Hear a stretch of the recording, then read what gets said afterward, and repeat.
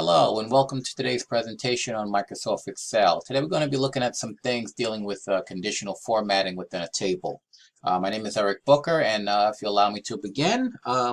So the first thing we're going to look at here, we had to first take the information that we had and convert it into a table within the Excel sheet, which is pretty self-explanatory. You would just select all the information.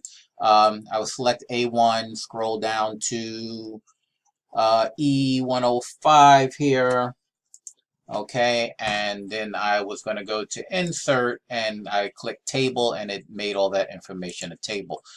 If you notice as I scroll, this stuff doesn't move. It's because that row has been frozen. So what I did was click here and fix.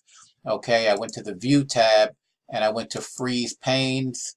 As you can see here, this is unfreeze, but I froze everything in the top, so in the top here, so that as I scroll down, I can still read what my headings are.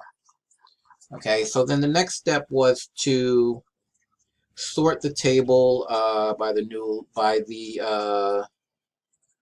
we had to highlight the package date that is 30 days or older than the manufacture date, and actually it's in B3.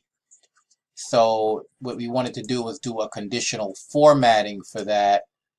And basically you would go here to conditional formatting, highlight cell rules, and then you would go to you could use the less than function, but that doesn't really work so well.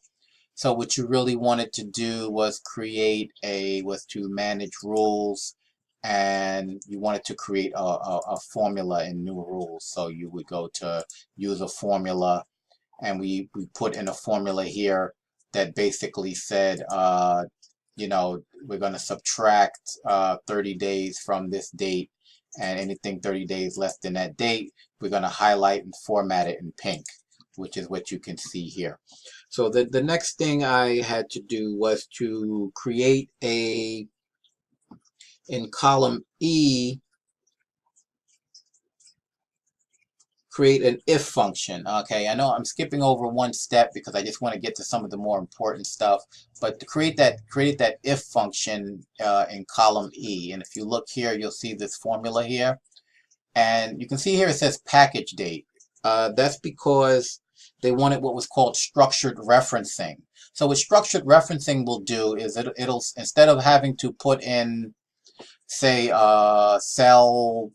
subtract cell B6 from cell C6, I can just say, look, everything that's in this package date column is going to be the cell reference for this table, because you're using a table, and then put in my formula. So everything less than B3 minus 30 days is going to print discard, and if not, it's not going to print anything.